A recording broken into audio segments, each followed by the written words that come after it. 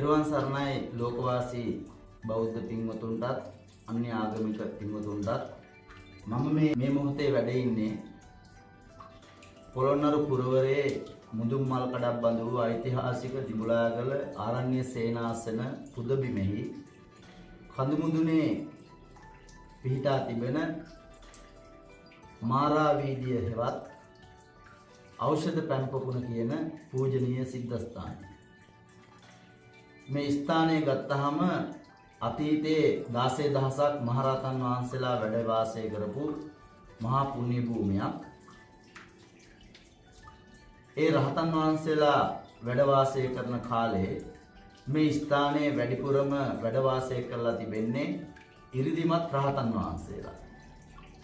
මොකද මේ ස්ථානයේ කුටි කීපයක් තනවලා තිබෙනවා මහා සංඝරත්නය උදෙසා. ඉතින් මේ වගේ ස්ථානයක ඉඳලා උන්වහන්සේලාට පිඬුසිඟා යනවා කියන එක ඉතාම අසීරු කාර්යයක් සෑම දිනකම. මේ ස්ථානයේ ඉරිදිමත් රහතන් වහන්සේලා තමයි වැඩ වාසය කරලා තියෙන්නේ. මොකද මේ වගේ මේ උස ස්ථානයක ඉඳලා කායික පීඩාවක් දරාගෙන හැමදාම පිළිපිනිස වඩින්න අපහසුයි. ඉතින් මම මේ ස්ථානයේ තියෙන වැදගත්කම කතා කරන්නම්. මොකද මේ ස්ථානය ඇවිල්ලා බුදුරජාණන් වහන්සේ යක්ෂ දමනය සඳහා මහියංගණයට වැඩම කරපු මොහොතේ මේ කන්දේ ඉඳලා තිබෙනවා බල සම්පන්න යක්ෂයෙක්. අන්නේ කියන යක්ෂයා මේ ස්ථානයේ මේ ඔබට පේන මේ පැන්පොකුණෙන් පැන්කලයක් අරන් ගිහිල්ලා බුදුරජාණන් වහන්සේට දවසක් පූජා කරනවා. ඒ පූජා කරන මොහොතේ බුදුරජාණන් වහන්සේ අදිෂ්ඨාන කරනවා මේ පැන් සදාකල් පවතිවා සියලු සත්වයාට යහපතක් වේවා කියන උතුම් බුද්ධ අදිෂ්ඨානයක්. අන්නේ කරන ලද උතුම් බුද්ධ අදිෂ්ඨානයේ බලයට පින්වතුනි මේ ස්ථානයේ තිබෙන පැන් යක්ෂ රෝග, උට්ට රෝග, දෙයියන්ගේ දෝෂ ආදී කොටගත් විවිධාකාර රෝගාබාධයන්ට පිරිත් පැන් වලින් ලැබෙනා වූ යම් ආශිර්වාදයක් වේ නම් ඒහා සමාන මහා ආශිර්වාදයක් මේ ස්ථානයේ තිබෙන මේ පොකුණේ ජලය පානය කරනකොට ලැබෙනවායි කියලා අපිට බෞද්ධ පින්වතුන් සහ අන්‍යාගමික පින්වතුන් සඳහන් කරලා තියෙනවා ඇවිල්ලා. මේ ස්ථානයේ තිබෙන පැන් ඔබ ඇවිල්ලා පානය කරලා සමහර විට ඇති, සමහරට නැතුව ඇති. නමුත් අද මම කියලා දෙන්නම් මේ ස්ථානයේ තියෙන මේ පැන් වලින් ලැබෙන බලය හරියටම ලබා ගන්නේ කොහොමද කියන එක සම්බන්ධව. සමහරට ඔබ ඇවිල්ලා නිකාම මෙතනින් පැන් ටිකක් දීලා යන්න ඇති. නමුත් ඒක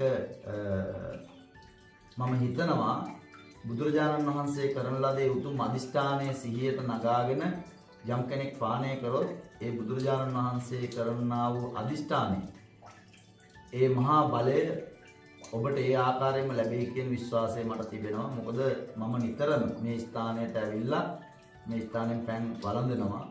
ඉතින් මගේ බොහෝ අවස්ථා තියෙනවා මෙහින් මට ලැබිච්ච ආශිර්වාදයක්. ඔබ මේ ස්ථානයට නැවත දිනක ආවොත් මෙන්න මේ කියලා දෙන ආකාරයට මේ ස්ථානයෙන් පැන් අරගෙන පානය කරන්න.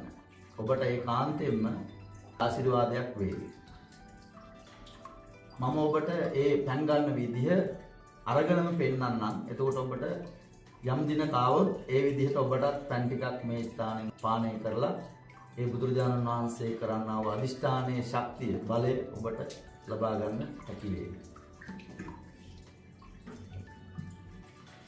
සම්මා සම්බුදුරජාණන් වහන්සේලාගේ අනන්ත අප්‍රමාණ සීලාදී බුදු ගුණානුභව බලයෙන් ගෞතම සම්මා සම්බුදුරජාණන් වහන්සේ ඒ යක්ෂ සේනාධිපතියා පූජා කරා වූ පැන් පූජා කළ මොහොතේ ඒ කරන්නට යෙදුනා වූ උත්තරීතර අදිෂ්ඨාන ආනුභව බලයෙන් මේ ලෝකයේ යම්තා රහතන් වහන්සේලාගේ අනන්ත අප්‍රමාණ සීලාදී ගුණානුභව බලයේ ශක්තියක් වෙලා මේ ස්ථානයේ මේ පැන් පොකුණේ තිබෙන පැන් මාහට ඇති වී තිබෙනා වූ යක්ෂ ප්‍රේත පිසාච මලගෙවල කුම්භාණ්ඩ ආදී විවිධාකාර දෝෂයන්ගෙන් ඇති වී තිබෙනා වූ සියලුම රෝගාබාධයන් සුවපත් වේවා, සුවපත් වේවා, සුවපත් වේවා.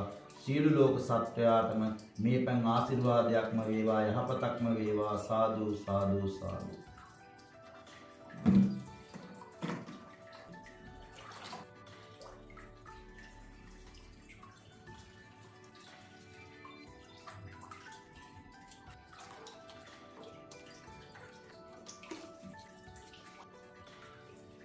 මේ පුරවගත්ත පැන් සෑම වර්ෂයකම ආරණ්‍යගල ආරණ්‍ය සේනාසනෙහි වසර අවසානයේ ලෝකවාසී ලක්වාසී සෑම සියලු පින්වතුන්ටම සර්වරාත්‍රික පරිත්‍රාණ ධර්ම දේශනයක් සිදු කරලා රටටත් ජාතියටත් ආශිර්වාද කරනවා. සෑම වර්ෂයකම පිරිත් පැන් කලයට ඖෂධ පැන් පොකුණේ මේ තිබෙනා වූ පැන් පොකුණෙන් තමයි ජලය රැගෙන ගිහිල්ලා අපි මේ පිරිත් පැන් කලේ පුරවලා සර්වරාත්‍රික පරිත්‍රාණ ධර්ම දේශනාව අවසන් කළා. ලබන්නා වූ නව වර්ෂයේ ඒ පිරිත් ශ්‍රවණය කිරීමට පැමිණෙන පින්වතුන්ට පිරිත් පැන් පානය කරන්න දෙන්නේ මේ පැන් පොකුණේ. ඉතින් ඔබට හැකියාවක් තිබෙනවා නම් මේ ස්ථානට ඇවිල්ලා මේ පැන් ටිකක් වළඳලා යන්න.